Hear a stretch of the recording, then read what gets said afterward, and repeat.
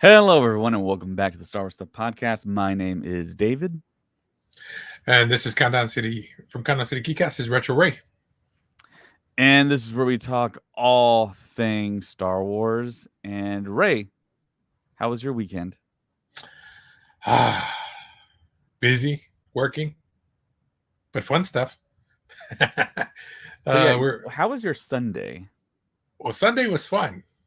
Me and you went on a little road trip uh, down to Corpus Christi, Texas, for a little convention, Corpus Christi Con. It's pretty fun. Yeah, it was a lot of fun because we actually got to meet Emily Swallow in person. Me for the very first time. I don't know, had you met her for the first time? I had never met her. That was the first time ever meeting her. Her voice is just I could just hear her talk all day. If she did audiobooks, I'll be buying every audiobook. Yeah, her voice is tremendous. She's got a very great speaking voice, and she sounds exactly like the armor. She doesn't change the intonation or whatever. You do hear it like kind of the muffled, kind of like through the comm system type voice when you hear her voice as the armor on the Mandalorian. But yeah, she's awesome. She's so nice, caring with every fan. And yeah, she was in Corpus. We met her, and that was the very first time for me. And yeah, we talked to her for a while. There's not a lot of people on Sunday, so we were able to talk to her for quite a bit. And I asked her, just, would you like to be on the podcast? And she said, yeah, sure. So I have the information I needed to get her on the podcast, but unfortunately, the actor strike is happening currently with no definite end in sight. So we have no idea when we can start conducting more interviews again. But we also met Carrie Jones, who played Black Chrysanthemum, and also Dorian Kingi, who was in the suit for Cad Bane, who's actually quite tall and slender, almost like a Doug Jones type in a way. And Yeah. yeah, we expect to have those people on future podcasts, so stay tuned definitely. And Ray and I actually just did a Patreon podcast. If you subscribe to our Patreon, for I believe just $5, you can watch that kind of recap of our Sunday. So speaking of patrons, we do want to recognize our awesome supporters out there. On the purple tier, we have Chris Simpson, Kevin Leininger, Devin McCaffrey, Drew Peters, and Zach Netzel. On the red tier, we have Fenrir526 and Maya Morris. On the black tier, we have Maka, Tawatala, Nathan Shank, Evan Opaker, who I just sent out his black tier package today, and Liam McCallan and Texas Vader 76. Thank you so much for your guys' awesome support. You guys are just tremendous. If I didn't have a podcast, I would be just like you guys, supporting the Star Stuff podcast. And I mean, without you guys, it's hard to fathom to think that we could buy the coins and the patches and the stuff that we're about to buy in the future for Japan. And I think my mindset now is we need to really gear up right now for Japan, because it's in 2025, but it feels like it's right around the corner. And when you order these things, when you order the coins and the patches, it takes a little while to get to you. I remember the coins that we ordered for 2022 took us about 6 months, I want to say, either the coins or the pins. But yeah, it takes a good long while. So thank you everyone for that awesome support. And yeah, I can't thank you guys enough. So on to the main topics here. So Ahsoka stuff dropped today. It seems like every single day we're getting something new from Ahsoka. And we got today some information in regards to the runtimes of these episodes. And also we got new pics from Entertainment Weekly. And I'll Ray, if you want to post these up while I kind of read Okay. some of this stuff. So this is an article from Best in Bulletin. The title is Star Wars Ahsoka Episodes 1 and 2 Runtime Revealed. So today, a reliable social media user who's revealed many accurate runtimes in the past has shared the runtime for 2 of the episodes, which is the premiere. It's the 2-episode premiere on the 23rd, as you can see on our screen if you're watching this on YouTube. So the article continues with, according to a specific user, um, Cryptic HD Quality, the first 2 episodes of Ahsoka, which debut on August 23rd as a 2 episode premiere, have a combined runtime of an hour and 36 minutes, which is, if you do the math, about 48-ish minutes per episode, which is a little longer than Mando. The user shared that they acquired the information regarding the runtime from press screenings, but unfortunately did not know or at least share what the runtime of the individual episodes were, which I don't know if that's an accurate statement, because I know Lucasfilm doesn't do a lot of press screening type stuff for Star Wars stuff. That's a little rare, but I want to say Bestman Bulletin is usually on top of everything, so I guess they're doing that now. On average, it competes to around 48 minutes per episode. It's unlikely both episodes will be that runtime. It's just 1 hour 36 divided by 2, essentially. Um, the article goes on to state the average of the 2 episodes are longer than most of the episodes of The Mandalorian Season 3, with only 2 episodes of the 8 episode season boasting runtimes as long or longer than the average of the first 2 Ahsoka episodes. Previously, it was mentioned by the series creator of Ahsoka and executive producer of The Mandalorian, Dave Filoni, that the Ahsoka series would have runtimes similar to that of The Mandalorian Season 3, if not a tad longer. So the rumors that I heard was that it was these episodes were approaching an hour in length, which is what everyone's been kind of asking for. But according to this, they're just going to be a little bit longer than Mando. So don't get your hopes up for that. Personally, the writer of the article states, I have no opinion on the episode's length. I know some have a strange obsession with wanting episodes to be an hour long. I think you can count us on the podcast, or at least over 45 minutes, which, I mean, we all want longer episodes. But to me, the episode length does not matter in the slightest, as long as the episode in question is paced well. That's very important. We all want it to be paced well, to flow, to make sense in the narrative. I personally don't care if an episode is 30 minutes or 60 minutes long, as long as it does the story justice and the pacing is correct. Perhaps some feel as if they're getting more bang for their buck if an episode is longer, but if it's at the expense of its pacing and storytelling, then it's failed at the notion of, if you were to ask me. So that's the article. Ray, what do you think about what do you think about this news about these episodes being about 48 minutes on average for the 2 series or the 2 show premiere for the season premiere? I feel that's a good idea, just because I feel a lot of people didn't watch Star Wars Rebels. So I think they're gonna either fill in some backstory, maybe for people who don't know Ahsoka's backstory, or Sabine. Kind of, maybe we're gonna see some flashbacks, maybe, to kind of introduce the new fans to these characters, and then jump into it in episode 3. Like I said, that's just my opinion. I mean, I may be wrong, but for people who haven't seen Star Wars, Rebels, which I've watched it completely from beginning to end. This will be my third time with you, but these characters, the story, Filoni's writing for this series was, well, even Clone Wars, between the two of them, was a great show. Yeah. I feel a lot of people missed out that didn't watch it when it came out. Mm-hmm.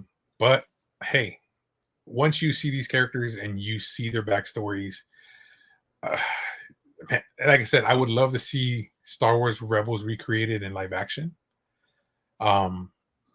Because I would love to see Freddie Prinze Jr. reprise the role. Yeah. But that, like I said, it's just my opinion. But I don't know. What are your thoughts?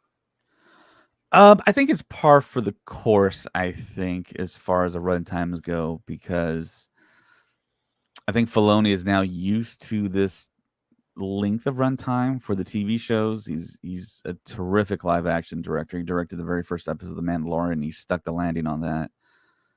And I trust in Filoni. This is his character. He co-created it with George Lucas, and he is now the keeper of the flame for Star Wars. He's going to keep everything that Lucas taught him.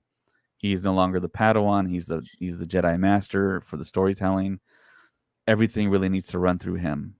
He is really kind of, to me, the end all be all, and he needs to have the final say creatively. Now, I think we all know that Kathleen Kennedy has the final say, but I think as time has progressed, Kathleen Kennedy has realized Filoni is essentially a George Lucas proxy.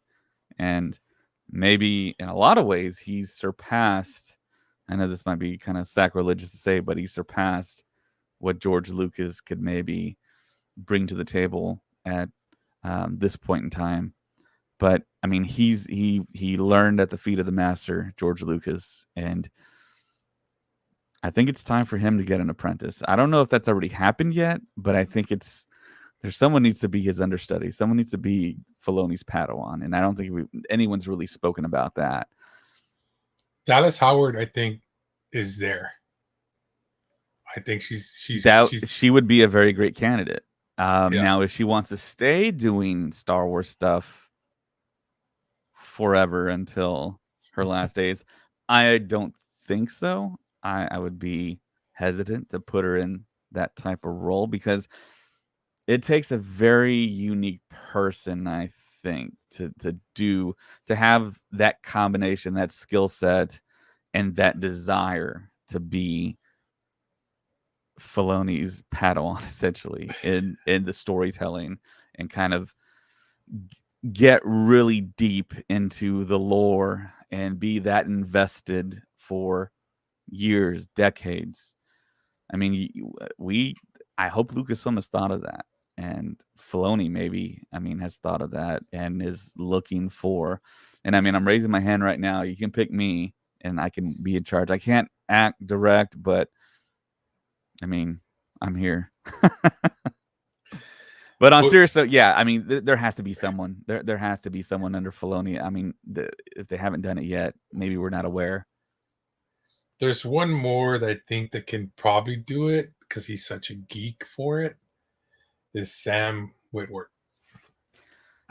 That's an awesome pick, Ray. That Yeah. that would be. That's a great pick, Ray. Because he has a love for it. His love, his passion, his knowledge. I mean, his knowledge is maybe unparalleled to anyone outside of the story group for Lucasfilm. Yeah, because there was one episode that and he actually had to stop and tell Filoni. I guess there was an episode or something. I can't remember. It was on a podcast I listened to where he was supposed to be doing something, and he's like, "Well, that doesn't happen in this. Doesn't happen in it yet," or something like that. Right. There's a famous story when he's on the set of Solo. There you go. And they were trying to figure out, okay, well, we have Darth Maul here. Give him the double-bladed lightsaber. And Sam Witwer was like, wait a minute. That wouldn't make sense at this point in time. And they were like, really? And I was like, oh, what kind of saber do you have? And he pointed out the two options. And if it wasn't for him, Darth Maul would have shown up at the very end of Solo with the double-bladed lightsaber from the Phantom Menace. And that would have thrown everything off there. It would have been a different, like, timeline branch from canon. They probably had to make a whole comic series to explain all that. But yeah, I mean, I've seen him do trivia on the Schmodown where he won, and he was asked questions that I didn't know the answers off the top of my head, and he knew everything immediately, and I was astounded by his knowledge and his quick recall of everything in Star Wars. And there's just so much. There's so much. And yeah, follow Sam Witwer for sure, because he has some very interesting Star Wars droppings out there that will surprise you. But he's a cool guy. I mean, I got to meet him. There was a convention off of Calabria here in San Antonio, and it was a small convention. It was called Texas something. It was over 12 years ago. I got to meet him. The Star Wars where he played Star Killer had just come out the game, and the reason why I wanted to meet him was because, of course, he was in Smallville, played the character he played it there. So I went just to meet him for that, and of course the game. I got him to sign my game. Coolest guy. He had literally just got in, and he was just arriving to his table, and it was funny because he literally had his freaking luggage with him, and I was the first person in line, and he's like, "Oh, he's like, I ain't got nothing to sign yet," and of course, us collectors and fans here, who doesn't go to a convention without spare sharpies? Because you never know when you're going to meet someone. So I basically gave him my sharpie, and then he was going to give it back to me, and I was like, "Nah, you can keep it." Coolest guy ever. Now I kind of want to meet him again. You know, Yeah, I kind of want to meet him too. He's also on Cameo. Actually, you can go to that service and have him wish you happy birthday on video. But yeah, he is a cool guy, and like you described him, he's like a man of the people. Um, he's just like us. I mean, he'll talk to anyone that wants to chat. There's a multiple TikToks and reels and stuff of people going up to him to get stuff signed, and they bring up something to Sam, and he goes into a whole like spiel about the time he was there or the stuff that he knows, and he'll stop and he'll really talk to you, and that's really special because nowadays it seems like more and more people do that, but not everyone does that. So that is it's so true.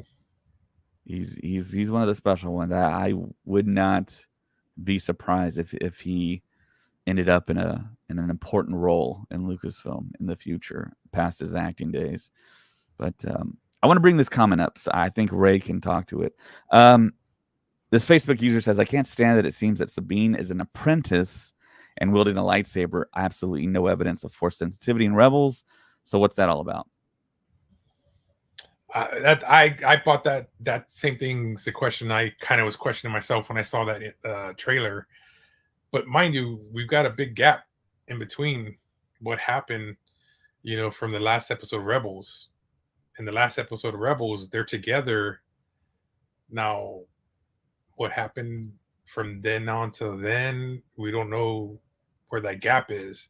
So she, of course, had the dark saber, gave it away, but she was training with the dark saber. So I think anyone, well, I don't know if it's just the dark saber was heavy because you had to be a force user for that one, or you know what I mean? Because even when Ezra starts to use a saber, the regular saber, um, well, I guess you're getting some glimpses of his, if force sensitivity at that point. I don't know, man. I'm curious to Yeah. myself to find out what happened. Like, when did she start either seeing that she had force sensitivity or she just was trained on the lightsaber? Yeah, so Chuck J here on YouTube that's watching us. Shout out to Chuck J. He says Sabine learned how to use lightsaber in Rebels. So yeah, so you don't have to necessarily be force sensitive to use a Yeah. sword type weapon. And we saw her in Rebels wield the dark saber. Now you pointed out that like Din Djarin, he had trouble with the dark saber, but I Yeah. believe that was due to him not kind of going with the flow, so to speak, with the power, Oh, with the energy of the weapon, and that's why he couldn't wield it as sufficiently as a Bo-Katan and a Sabine. They had experience with it. They learned how to wield it, and the true. lightsaber, the green lightsaber that we see in the trailer that Sabine wields, is not gonna have. She's not gonna have that issue, so she can actually free wield that, so to speak. So yeah. So yeah, I actually have no problem with it. I mean, Neither do I. the interesting thing in the trailer that we all see is that Sabine calls Ahsoka master. So I like the prospects of that. I like the prospects of her maybe being force sensitive. And I do like the storytelling aspect of it that you can maybe not be force sensitive and maybe get to be a force wielder eventually by training and trying. I like that aspect of the storytelling. Some don't, but I like that you can go from not being force sensitive and practicing and meditating and trying. And for people that have the natural skill. I mean, some people are talented with certain weapons, certain skill sets already naturally. So maybe you can build off of that. Maybe that's what Sabine's story arc is going to be, and yeah, True. that'd be cool. Yeah. So the next thing I want to talk about here is the fact that we got a lot of pictures that dropped for the Ahsoka series from Entertainment Weekly. And Ray was popping up on the screen here, these pictures. And this is from StarWarsNewsNet.com. They ran an article today, and I'll read a little bit of it. It says the actors may be on strike and prohibited from doing interviews, but that doesn't mean that major publications haven't been holding onto big pieces for a while. Entertainment Weekly has published a cover story focused on Ahsoka 20 days before the series 2 premiere. Only 20 days, guys.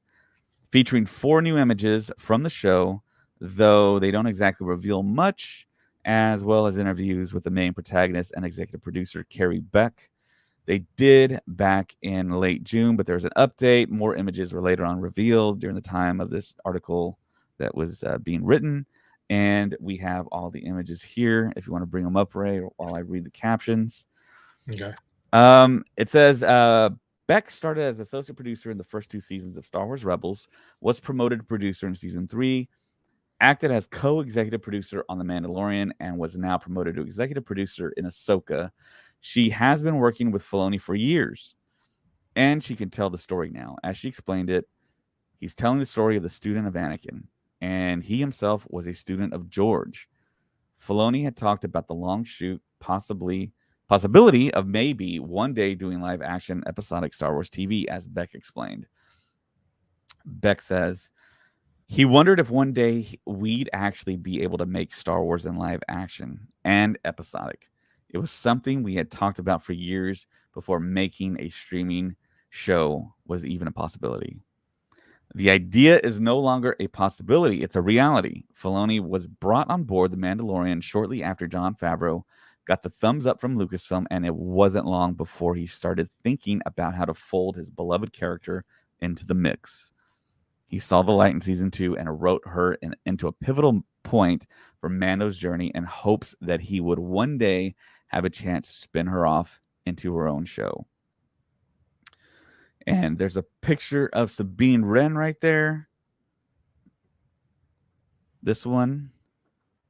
And this is the one where she has the kind of famous haircut from Rebels. We do see her with the long hair, and apparently we do see the scene where she does cut her hair, and now in this armor, it's a classic armor from the show.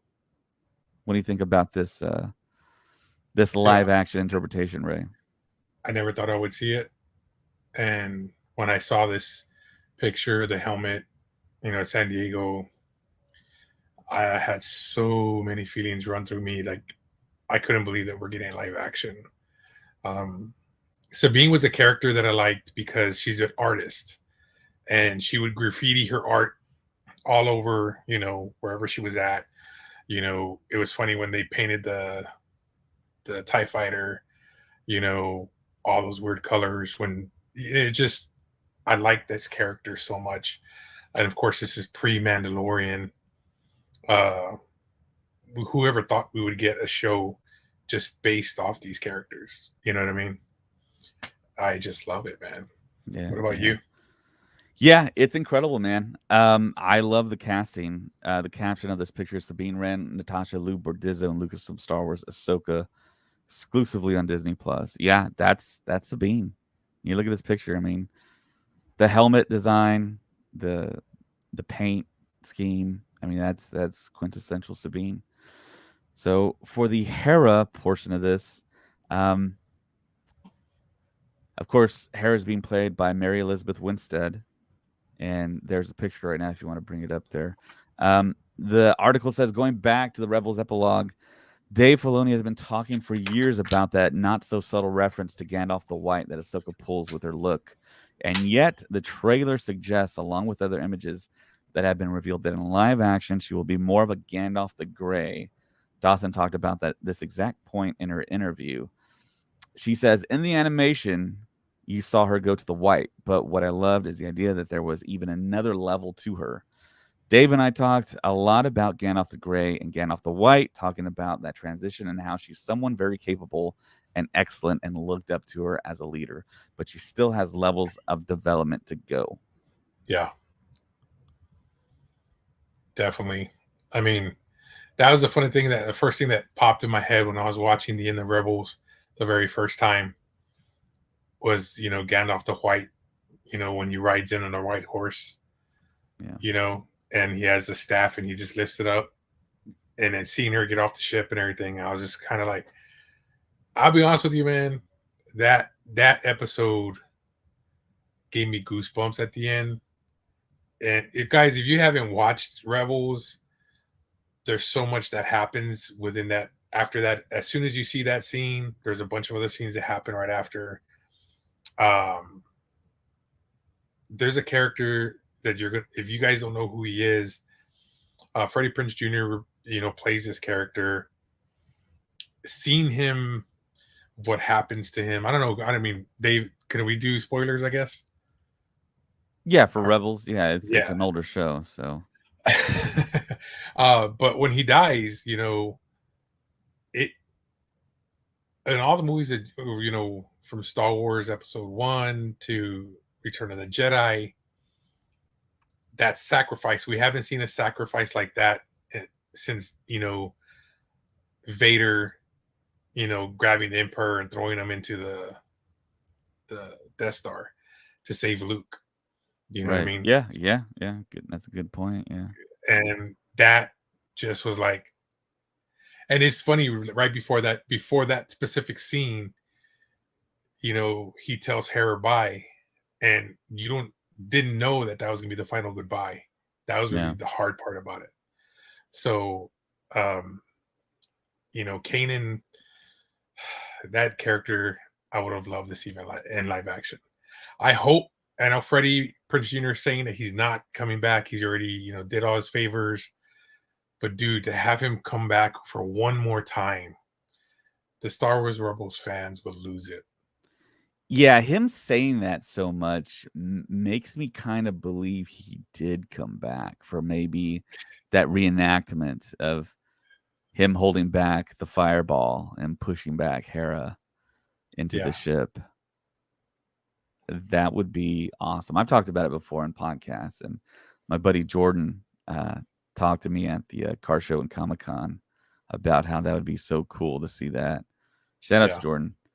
So, yeah, there's so many things that they could do. And of course, you just don't want to do fan service to do fan service. You want to work it in seamlessly, yeah, like the article talked about, and having a decent pace.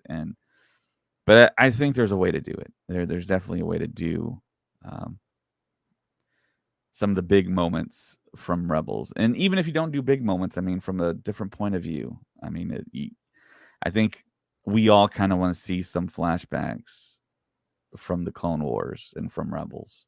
I think yeah, that would be really cool. Um, and we do know that they did spend significantly on this show. So this and Skeleton Crew was very, very cared for as financially. So yeah, more from this article here. If you're a member of our Facebook group, you can see a post by Entertainment Weekly. After 15 years in the Star Wars universe, Ahsoka is ready to step into the live-action spotlight. Rosario Dawson details her journey from hyped fangirl to embodying the former Jedi Padawan in her own series.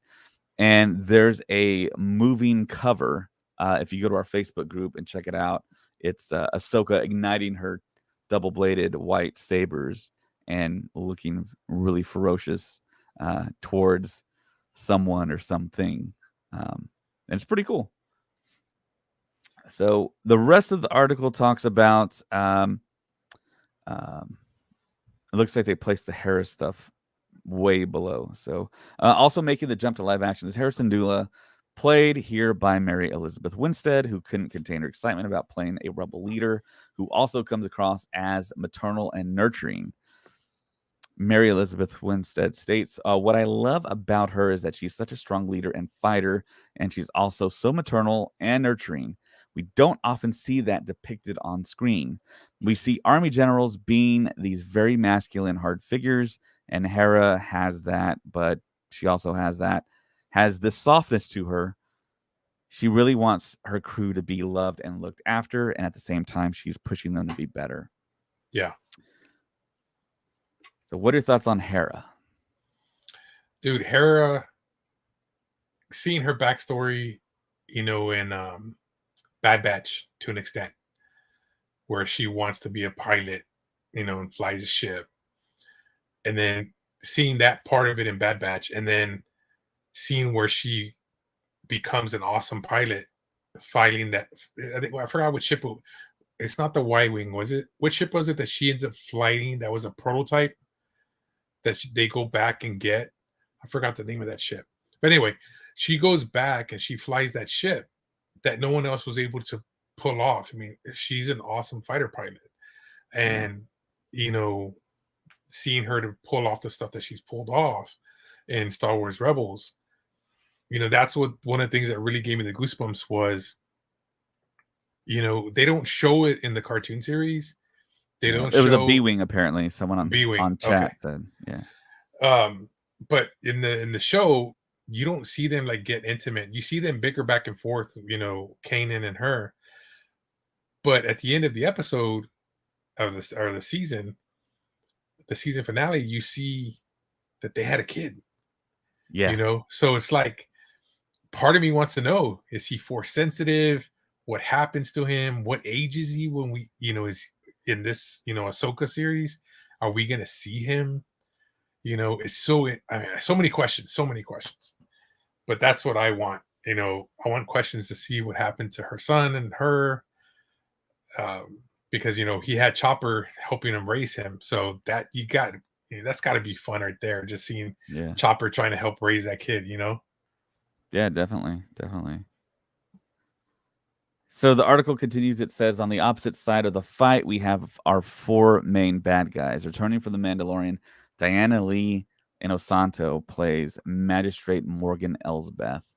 The actress remembers going to see Star Wars when she was 11 with her father, martial arts legend Don Inosanto, who immediately after ran out to buy a plastic lightsaber, to buy plastic lightsabers, plural, to train with his daughter, said the actress as she recalled the memory. She says, I love the irony that he was training me with these double staff plastic lightsabers. And who knew that down the road I would actually be doing this fight scene with Rosario? Maybe the Force is really out there. So there's a picture of Baylan Skoll, the late Ray Stevenson, in Ahsoka. And we've kind of talked about his character a little bit. And there's some rumors out there that he might not be what you kind of assume as a typical villain. And I think the orange lightsabers kind of point to that. And I think that's kind of a nod to what he really is. And of course, I think it's been quasi confirmed that he was a Jedi during Order 66. He survived, and now he has his apprentice, who's played by Ivana Sakno, Shin Hati in the series Ahsoka. They both look fantastic, both very interesting, and we do see in the trailer where Baylan is fighting Ahsoka at that that stone structure that we see. So it looks really great. I'm excited about saber on saber combat here once again. So the article continues to list off here. Working for her are both Baylan Skoll, the late Ray Stevenson, and Shin Hati, Ivana Sakno. When EW spoke to the cast in late June, the former had already passed away in Ray Stevenson, so it was quite an emotional discussion for them. Sakno, who seems to be her scene partner for a big chunk of the show, said his impact on her life is immeasurable and recalled his jovial attitude on set, singing Who Let the Shin Out, that's hilarious.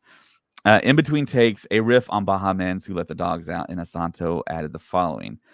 Ray really was so excited for his character to be released into the world. He was just an extraordinarily kind human being. I used to call him poetry in motion on the set. He was really he really was walking poetry, and I know I'm going to be thinking about him when we're watching these episodes. Last but not least, of course, Lars Mikkelsen as Grand Admiral Thrawn. The Danish actor voiced the character for 2 seasons of Rebels and was apparently on Filoni's mind to play the live action part long before Ahsoka was even a thing. The showrunner apparently told Mikkelsen, "Let's see if we can make that happen." When he replied he hadn't been to LA yet, the actor told EW. Lars Mikkelsen stated, "I didn't really understand what he meant by that, but then, about a year and a half after, he phoned me up and I was game." So Nice. that's an incredible story for Lars Mikkelsen. And he was kind of the rumored guy, and he was the guy that I think everyone that was a fan of Rebels wanted to play the live action to keep that continuity of the voice, along with Katie Sackhoff with Bo-Katan in animation, then the live action. And I think he's going to be terrific. I think he's going to do a great job, and I'm so happy for the Mickelson family. First Mads as Galen Erso in Rogue One, and now we have Lars in live action as Thrawn, and it's wonderful. What are your thoughts on that, Ray? Oh man, Thrawn is a character. If you haven't read the novels, to get his backstory, he's kind of one of those guys like a perfectionist, where he wants to know his enemies. He wants to know um, everything about the people that are around him. I mean, there's a scene in Clone War. I'm sorry, Star Wars Rebels, where he's in a room fighting those droids that we see in Mandalorian, those black robot troopers, kind of similar, where he's fighting them by himself, hand-to-hand combat. Um, and that's pretty crazy, man. Like, he literally was going like bat crazy against those machines. And he really didn't look like he was breaking a sweat. He was just so I one of the things I did want to know was, it seems like he's kind of strong uh with his strength and stuff like that to be able to fight those type of robots, barehanded. But Right? Yeah, yeah, I didn't really see much like to explain why he's able to do that. yeah. He's not human. He's a humanoid. He's a Yeah. chiss. So I think we have a few Thrawn experts in chat actually. So yeah, I'm super excited to see the red-eyed blue guy that I think we've all been anticipating. So 20 days. Hopefully, we'll see him in one of the first 2 episodes. Um, so I think we're all excited.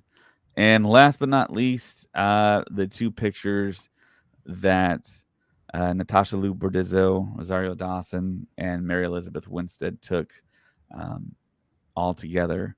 And you can see it on screen if you're watching this on Facebook, YouTube, Twitter. Awesome casting. I love all 3 already. Met Rosario in London, which was phenomenal. I loved her demeanor and the way she kind of greeted me, and I have the picture up there on my wall. She was so nice, so welcoming, and I think this was the hairstyle she had over there, and it looks like this maybe was at Celebration, if you kind of think about it. But yeah, the casting of Mary Elizabeth, I've been a fan of hers for years. I think really ever since Scott Pilgrim, I've been a fan. And then also she was in Death Proof as well with Rosario Dawson. And she drank a Big Red actually in it, Ray, Oh, which is she did? crazy. Yeah, yeah. Someone did. Someone had a Big Red can. But yeah, just awesome casting. I love it. Legacy of Nerd is in the chat. If you're a big Power Rangers fan, definitely go to his channel. I think he is like the premier YouTube channel for Power Rangers, definitely, and he's a great podcaster. And he'll actually be with us down at Portland, Texas, at CadabraCon, so you can actually meet him there and take pictures and get his John Hancock if you want it. So yeah, so Chuck J in the chat, he says Thrawn is the thing I'm most worried about. I hope we see the book version. Nice. Chuck says if they disregard the books, I'll be very disappointed. So yeah, Chuck is obviously a huge Thrawn book fan. Well, I reached out to the writer who worked on the novels. He said he was really, really busy. I was trying to get him on the show. Look like Retro Ray there's frozen. So we'll continue on here until it comes back. So yeah, the article does continue a little bit longer. It says, but the relevance of the character goes well beyond that thanks to the Tales of the Jedi. We know that Ahsoka's story started there, and we've lived through many chapters of her life across the last 15 years, but what happens later? Ashley Eckstein voice cameoed in The Rise of Skywalker along quite a few long dead Jedi, but it hasn't been confirmed yet if Ahsoka has also perished at that point in the timeline, said Beck. Beck says, there's always been a big open question. We don't see her in the original trilogy. We don't see her in the sequel trilogy. What did she end up doing? So I don't know if you got all that, Ray, but the big question is when you hear her voice talk to Rey at the end of The Rise of Skywalker, many people were like, okay, well, that means automatically she has passed away, Ahsoka. What are your thoughts on that? I kind of want to find out if that's pretty much what we're going to get to fill in with the Mandalorian movie. If she's, well, I'm hoping she doesn't die. But we'll have to wait and find out if that's why we hear her voice at the end of that. But I don't know, man. I'm kind of wanting to know, same thing, because most people that you hear are dead. So it got me thinking a lot. Yeah. I'm thinking back to all the voices we heard. We heard Obi-Wan, and we heard Luminara. We heard, who else did we hear? I think we heard Qui-Gon too, didn't we? I think so. It's been so long since I've seen Rise of Skywalker. I actually watched a little bit on TNT when I had YouTube TV, and I kind of just stayed there, kind of watching it. So yeah, that's a big question. What is the fate of Ahsoka, and will we learn it in the series? But if the series is a smash hit, I mean, you got to kind of figure they're going to want to bring her back. I mean, Ahsoka's one of those rare characters, I think, in Star Wars because she does have a big fan following. She is popular, but she doesn't have that mainstream popularity, I think, like a Luke Skywalker, a Darth Vader yet. And if this does it, if this puts her over the top, I think definitely they're going to have to maybe do a movie or a season 2. So, which I think it's all for everyone listening. That's kind of common sense, but I could see a movie, a spinoff, because we all know that Disney wants to take on the film division a whole lot more intensely, because of course the TV shows on Disney Plus, that's not where they're making their money. The films will make the kind of bring back Star Wars. I think we're all hoping to back to the theater and have that kind of event and traditional feel for a Star Wars film that drops. True. So Legacy of Nerd actually says, I think Ahsoka is sort of a Deadpool level right now before the first movie. I think that's right on. Because you think back to that film, there was a lot of fans. There's almost kind of like a subculture of fans for Deadpool. But then when the movie hit the mainstream, and then the demand was there for the sequel and the third film that we're about to get here, hopefully, eventually. But yeah, I think Legacy of Nerd hit it right on the head that, yeah, Ahsoka is that type of character that is right underneath that level where she's about to go mainstream and move that character into the huge pantheon of Star Wars characters. So, yeah. And of course, like we've been saying all along, and you can see it if you're watching this on the video, you can see plainly there, August 23rd is the date. I believe it is a Wednesday. It's a 2-episode premiere. We just talked about the rumored runtime, and we will be watching it. We'll be trying to do the pre-show and the after show, and I think Craig Forrest said he definitely wants to join us, and we'll probably have a lot of other friends join us for those pre and post shows. We're going to be very, very blurry-eyed and tired after the premiere because it's a 2-episode, And man, I might have to take the day off work or something because Yeah, I'm gonna probably end up requesting off to the 23rd just because of that. yeah, definitely. So the next thing I think we want to talk about here is the fact that there is a story out now that I want the podcast to take credit for because we talked about this feels like years ago, and we kind of had the idea that we threw out there that hey, why don't they film the season of The Mandalorian and then maybe the last 3, 2, 1 episode make it into a movie? So that's kind of like the rumor that's kind of going around right now that and Best in Bulletin reported on it. So title of the article is Star Wars The Mandalorian Season 4 could reportedly become a movie. So the article states as Hollywood grinds to a halt, the strike pushes on. Disney and Lucasfilm are reportedly weighing up their options when it comes to making The Mandalorian's fourth season.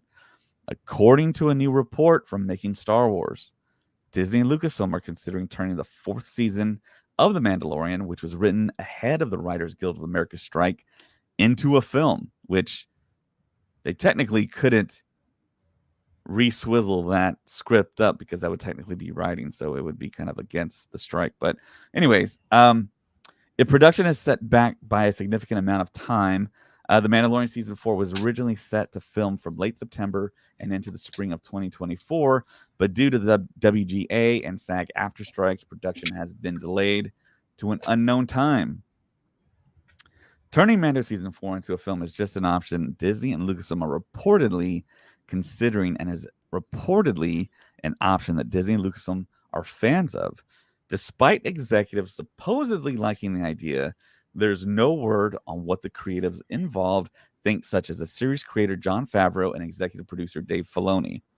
The plan at this time is still to move ahead with The Mandalorian Season 4 as a series, and turning Mando 4 into a movie is just an idea being considered if production on the fourth season is delayed significantly, as Lucasfilm and Disney reportedly fear that if the aforementioned strikes go on long enough, Disney and Lucasfilm may not be able to produce and release the series prerequisites for their highly anticipated Mandoverse crossover event. Dave Filoni's Mandoverse crossover event film was rumored to be aiming for a December 2026 release date, and a past report from The Hollywood Reporter indicated that the release was dependent on when a fourth season of The Mandalorian and a possible second season of Ahsoka would enter production and release.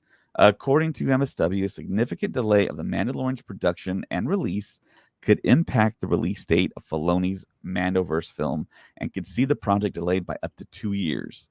The Mandoverse crossover event film would see characters from various series produced by Jon Favreau and Dave Filoni feature in the fight between the New Republic and the Imperial Remnant, likely being spearheaded by Grand Admiral Thrawn, like we all kind of talked about in the past and we kind of prognosticated about, though that's just speculation, as is what Mandoverse characters would star. But many expect to see Din Djarin, Din Grogu, Ahsoka Tano, Boba Fett, hopefully Bo-Katan, and more.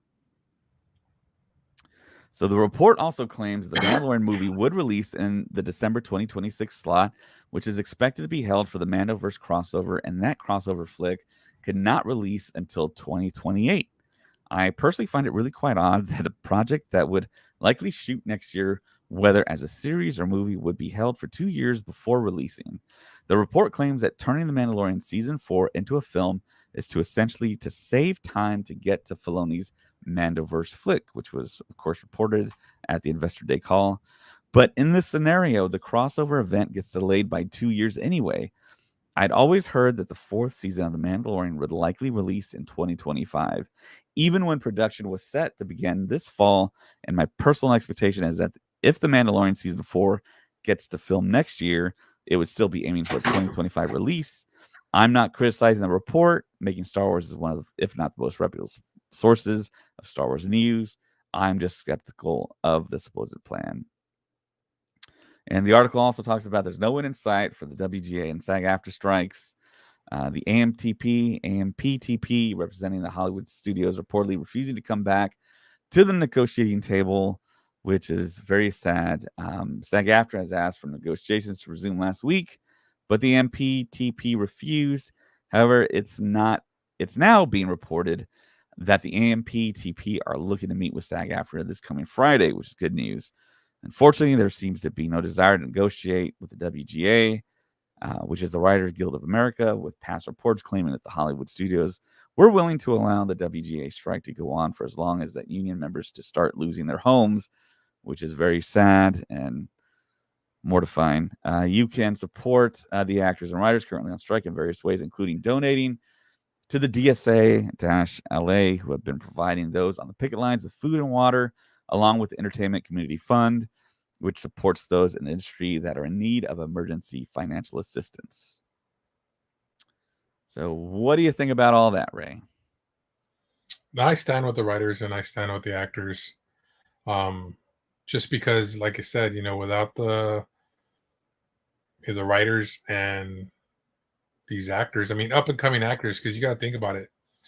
If Pedro Pascal was a stand-in on Buffy, or even back in the day on Buffy, and they scanned him and took his voice and basically said, okay, now we can use you on whatever we want, from here on till then, we wouldn't have him here in Mando. You know what I mean? So everybody has to come from somewhere.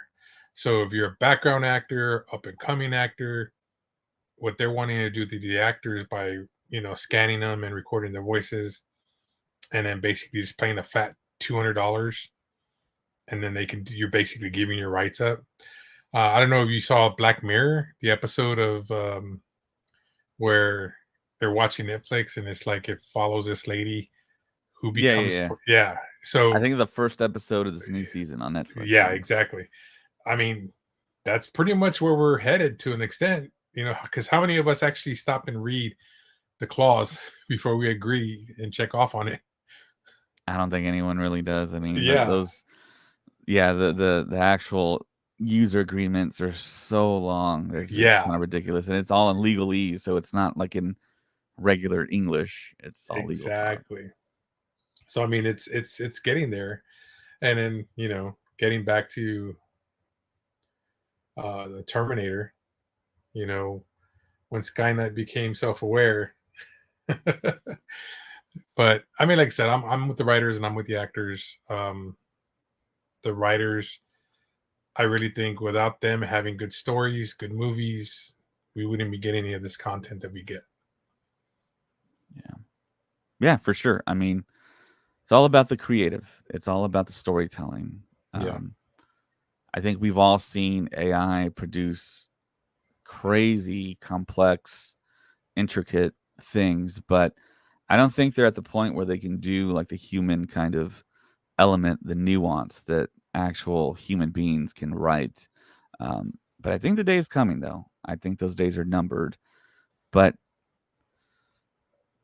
it's an unfortunate situation. There's jobbing actors. The strike is not about the 60 actors that exist in the world that get paid millions of dollars. It's not about them. It's about the actors that depend on the income for background work, for side work. We've all kind of seen the same actors over and over again, the character actors. Not as much, but there's a lot of actors out there. There's 160,000 members, I think. And in order for them to get health insurance, they need to make at least $26,000 a year, I believe. And a lot of them don't make that anymore because of what streaming does now. They don't get paid for the advertising that syndicated shows that they used to be on cable would give them for the commercials. So it's a new world. All the new stipulations and contracts need to be reworked, rewritten for these actors to be jobbing actors. And Bob Iger's remarks, I couldn't believe what he said. And we talked about that on a previous podcast, so you can listen to all that. But yeah, unfortunately, the strikes are still happening for the Writers Guild, the Acting Guild, and they're still picketing. And you can see it all over social media. So hopefully all that gets resolved. Hopefully the working actors and writers get what they feel is fair and appropriate. And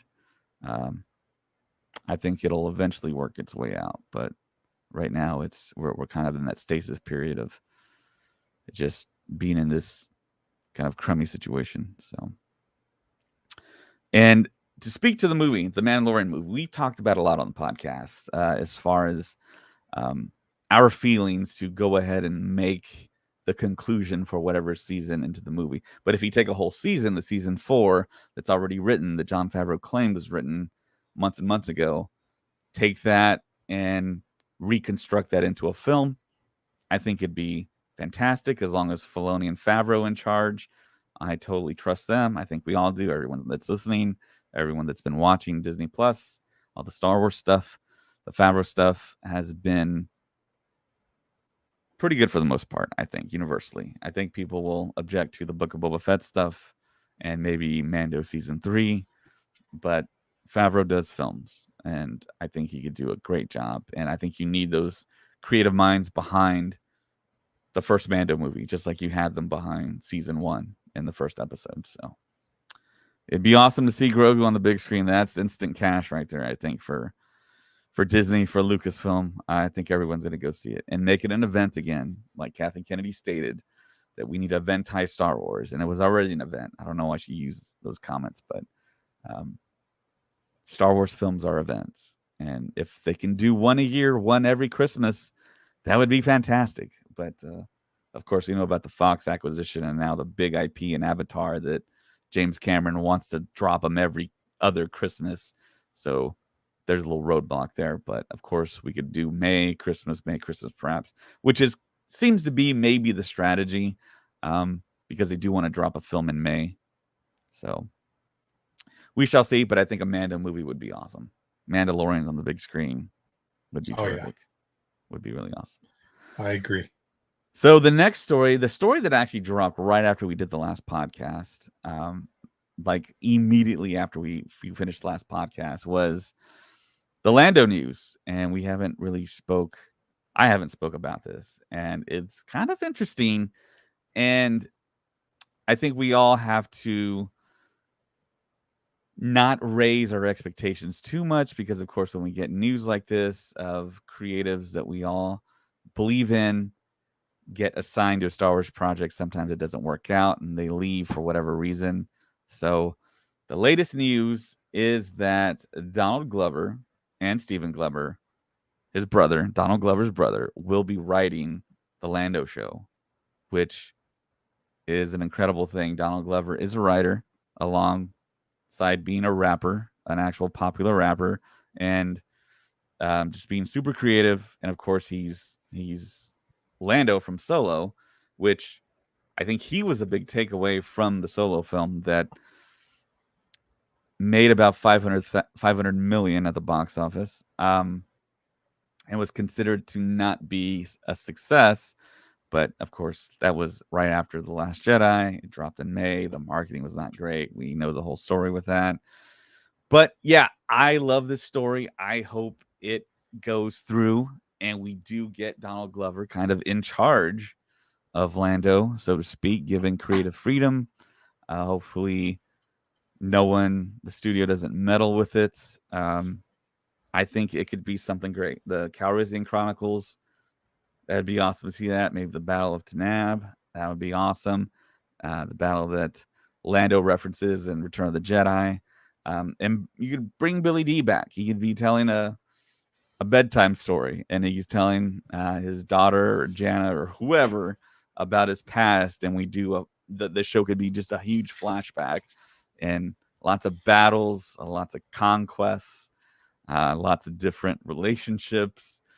Alden Ehrenreich could come back. You don't have to do the deep fake. He's the proper age. Maybe that could work. I know a lot of people saw Solo on Disney Plus after the fact, after it dropped, and I think universally people thought, hey, this is actually a good film. And people became fans of it. And then a big movement happened on social media, make Solo 2 happen. And every year there's a day specifically where it's Make Solo 2 Happen Day. And everyone jumps online.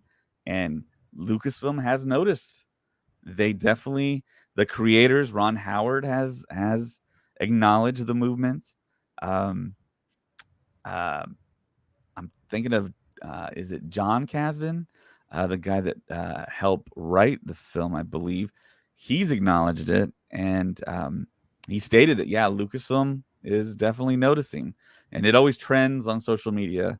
And this, to me, though, the Lando series, that's the product I think I want from the solo film. Not so much Han Solo Adventures with Alden Ehrenreich, but I think Adventures with Lando, played by Donald Glover, I think is what we all kind of look forward to, because he was Lando. He really embodied him, embodied the spirit, was the guy. And what are your thoughts on that, Ray? Yeah, I mean, he definitely did a good role. I want to see more of his hijinks that he was doing, like Yeah, stealing definitely. puffer pigs in in Star Wars Rebels. Uh, him maybe fighting with Hondo. Would love to see that. Um, there's a number of things, man, that him. I mean, because like you said, well, like I said, well, like in Star Wars Rebels, um, we see him pop in. You know what I mean? And so I would love to see a crossover live action Sabine, maybe Ezra flashback with what I mean, young Lando. There's so much. There's so many things that they can do. You know. Right, right. He's a key integral part of Yeah. Star Wars. Very key character. The weird thing, though, about this announcement is the fact that the previously assigned writer Justin Simeon, who just wrote Haunted Mansion, was interviewed and was asked about the Lando series for Disney Plus, and he stated that he had no idea. He hadn't been in contact with Lucasfilm about the Lando show because, of course, he was busy with Disney's The Haunted Mansion, which was a pretty solid film, by the way. I saw it last weekend. Um, so when the news dropped of Donald and Stephen Glover penning Lando and Justin Simeon exiting, Justin Simeon said that's news to me. So it appears that he learned about this via social media and the internet, that he was no longer on the project apparently. And that's a real big bummer. I mean, I hope that's not true. I mean, that would be very very bad of Lucasfilm to let him know that way. I don't know. Maybe they sent him an email. Maybe they tried to call. Who knows? We can't speak to that. We don't know. But yeah, that's the kind of frightening proposition if that's what actually went down. So, but yeah, there's an article on Best Bulletin. It is a little older, from July 27th.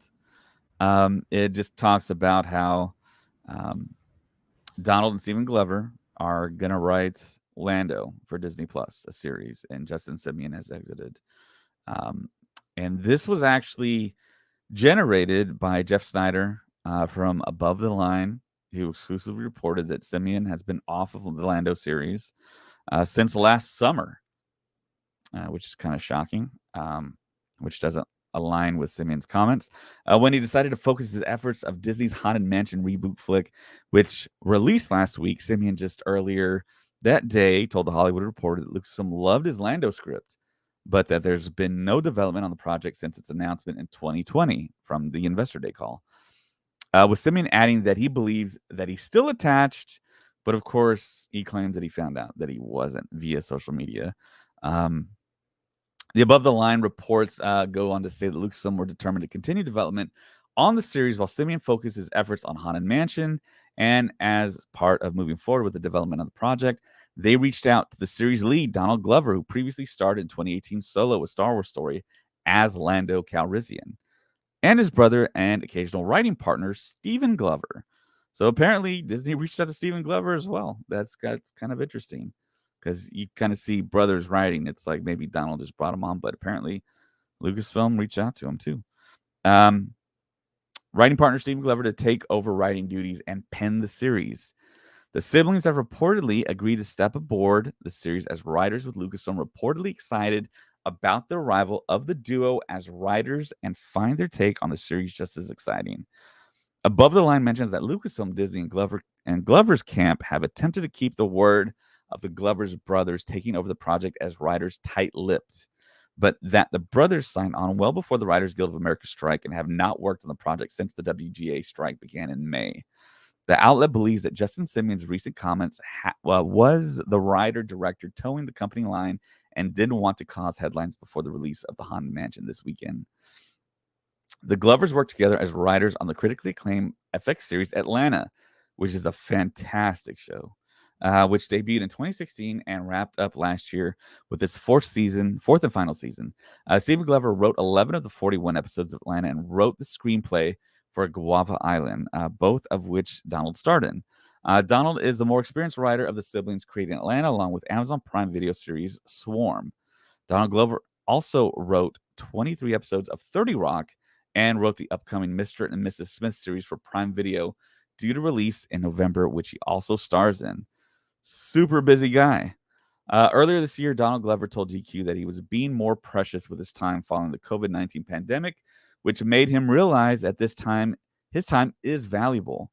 Glover expanded on his comments, revealing that he was only picking projects that did not feel like a waste of his time, and if he got to work with people he enjoys working with, he signed off, adding that Lando could possibly be one of those projects, and that had spoken with the Lucasfilm president Kathleen Kennedy, who told IGN in April that the Lando series was definitely still happening.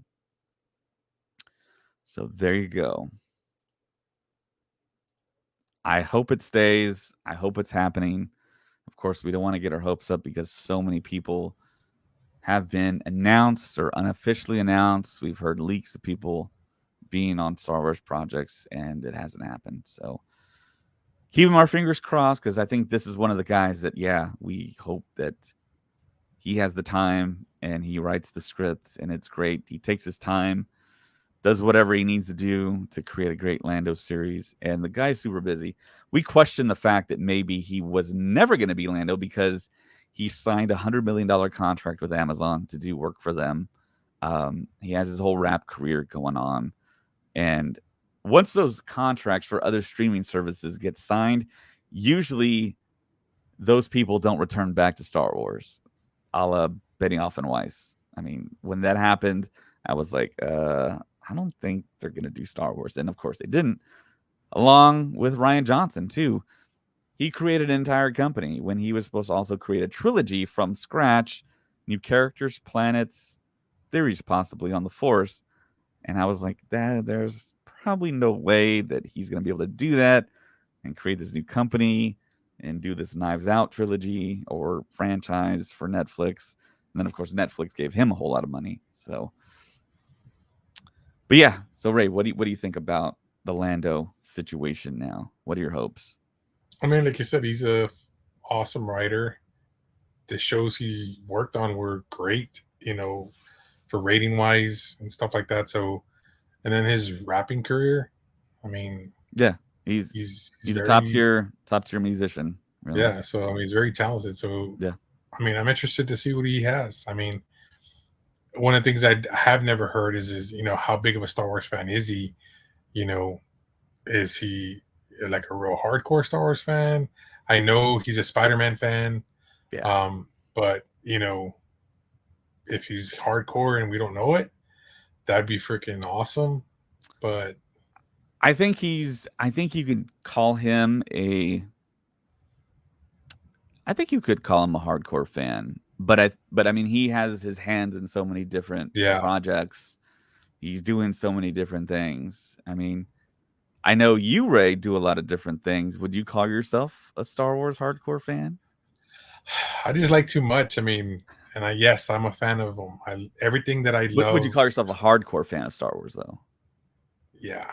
Okay.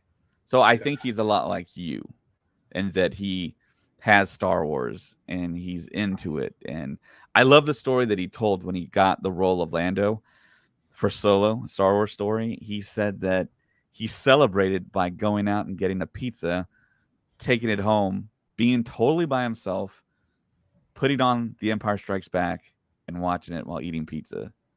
That's how he celebrated. So nice. I mean that I think that tells you right there that he's got love for Star Wars and Lando especially, and he totally knocked that role out of the park, like I said earlier. Well, since you mentioned where do I fall myself as a Star Wars fan? I don't know if your fans have seen when you mentioned like I've worked on a bunch of different stuff. Um, well, if you didn't know, guys, I worked at a comic book store here in San Antonio, and I got a chance to help come up with some cool variant covers for the store. Um, One of the ones that, of course, when Dark Horse lost the rights to Star Wars and it came back to Marvel, which was officially first one was published back in 1976, same time frame as the Punisher. So my homage for our variant cover for the store was, hey, let's pay homage to the Punisher because it was published in the same time frame year wise, and um, the rivalry between Boba Fett and Han Solo. This is one of the covers that I pitched and got made for Heroes and Fantasies. Um, there was only, I forgot how many made. There was a black and gray version, and then the colored version. They're all sold out. I mean, this thing sells, I think now, not even graded, like 200 and something bucks. And it Wow. was, yeah. So, yeah, that's how hardcore of a Star Wars fan I was. I was like, this was pre-Mandalorian, wasn't even in the picture. I Nice. liked Boba Fett. I mean, everybody loved Boba Fett. And I was kind of like, hey, it has a good spiel because Boba Fett's a bounty hunter. Punisher was a hunter after villains. It was kind of the roles reversed to an extent, but it was kind of like Boba Fett after Han. It was a perfect combination. It just worked out. But it was fun when I got to see it come out in person. It was I couldn't believe it happened. But yeah, I'm a big Star Wars fan. Yeah, I think Donald Glover's in the same vein as you, and many other people out there that are really huge fans, but they're very much involved in so many different other IP and projects. A lot like you, Ray. I know most listeners don't know Ray, but he's involved in a lot of stuff and has done a lot of stuff. So yeah, you'll hear him and see him on the podcast in the future. So don't worry. Many of his stories will kind of come out naturally. So stay tuned for that. So yeah, I think that's pretty much everything we wanted to talk about. We also do want to talk about the fact that we are going to be at CadabraCon, which is going to happen at the end of September. I believe September 29th through August 1st. We will all be there. Everyone that you've seen on the podcast that's local to me, including Legacy of Nerds, General Kenobi's Bunker, Ted from Countdown City Geekcast, along with the WrestleCast, Ghost Heads Radio. We'll be there all 3 days. Hopefully, we'll be podcasting on the panel stage that they have, and you can hear us live or even watch us live and participate that way live with questions, and we'll try and give you answers. And of course, Daniel Logan will be there in person, and I'm pretty sure we will be talking to him extensively, and he will hopefully be on the podcast when it happens. So I've never met him. I know Ray has probably met him dozens of times. I know Colin has met him several times in Michigan, I believe. And hopefully Colin might be there as well. He might make the trip down from Michigan. So there's all that. So there's no reason not to go if you're in the area. If you're in the Gulf Coast area of Texas, show up to this. You'll see us. You'll get to hang out. We're going to do giveaways. A lot like the Car Show Comic Con. So also Susanna Malik is going to be there. You can see on the screen if you're watching us on YouTube on video here. She was a Jawa next to Leilani Shu in The Mandalorian, The Book of Boba Fett. Also, Christine Gailey is going to be there. She was in R2 in The Book of Boba Fett in those Mandalorian episodes. And she was also that little astronaut character that looks pretty cool walking around, I believe, in the Mandalorian series. So really cool convention to look forward to. I think this is going to be the most involved that the Star Wars Stuff podcast will be in up to this point in any convention that we've done. So really excited, looking forward to it, looking forward to people coming out and participating and doing giveaways and just having a good time, really celebrating Star Wars and everything Comic-Con, really, so Also, too, there's going to be a lot of cool artists that are going to be there. Of course, that's yes. my spiel that I love is comic book art. There's an artist by the name of Freddie Lopez from San Antonio, Texas, who actually did a little piece that is on back of that comic that we just showed. and this is the piece he did for the back of the comic. That's Uh, incredible. yeah, and not just that. I mean, he does artwork as well, like on commission work. Um, and this is one of the pieces he did um, on the covers as well, like for the back. I love that drip design. That's really Yeah. cool. Well, he had to use that because of the texture of the sheet. Mm. Um, so he had to. It wasn't catching very well, so he had to Okay. learn to adapt it with the markers and stuff. So it came out beautiful. Yeah, it came out really good. Really But good. yeah, he's an awesome artist. He'll be there. We're hoping to have him on the show to promote the convention, so you'll be able to meet him or see him on the podcast. So it's gonna be pretty fun. Nice, nice. So yeah, that's the show. And if you want to find us on our social media, you can always find us on YouTube. If you're watching us on YouTube, hit the like button, subscribe if you haven't subscribed. I don't know what you're waiting for there, but yeah, definitely do that. Even if you're not watching us on YouTube, go to Star Wars Stuff Podcast. Very simple to type into YouTube, like, subscribe to the video and to the channel. We're also on Instagram at Star Wars Stuff Podcast.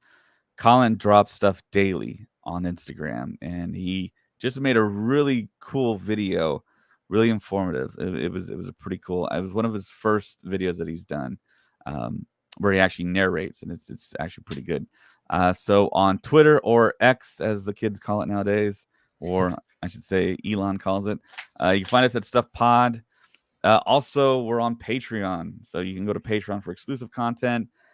We're about to gear up big time for Ahsoka, so we're probably going to podcast just about every day coming up here. Anytime big news drops, I was talking about it with the guys. We're going to be on Patreon dropping that stuff, I believe, on the $5 tier. So if you got $5 a month, you can get all the latest stuff at the end of the day, or listen to it early in the morning before anyone else. Ad free, too. We're also on TikTok. Just search up Star Wars Stuff Podcast. You can email the podcast with ideas, comments, questions at starwarstuffpodcast@gmail.com. Of course, we're on Facebook. We have a Facebook group. We have a Facebook page. We post a lot of memes in there. Shout out to Tim Seitz, who's the meme lord. He posts memes in there every day if you want to laugh. Also on Apple and Spotify, give us 5 stars. That helps out the podcast tremendously. A lot of interesting reviews out there on Apple. Write a great review. Sometimes the podcasts kind of change up a little bit, so we're always not doing the same thing. So be aware of that when you write the review. That's kind of an Easter egg there. But we're also on a website. We have a news website now that you can check out some of the articles that some of your favorite hosts have written at starstuffpodcast.com. Also, we have Twitch Gaming, where we occasionally will be on there. I know Colin loves the game. Colin and Josh are resident gamers. And yeah, you can check them all out there. And for Retro Ray, my name is David, and may the Force be with you. This is the way. Always.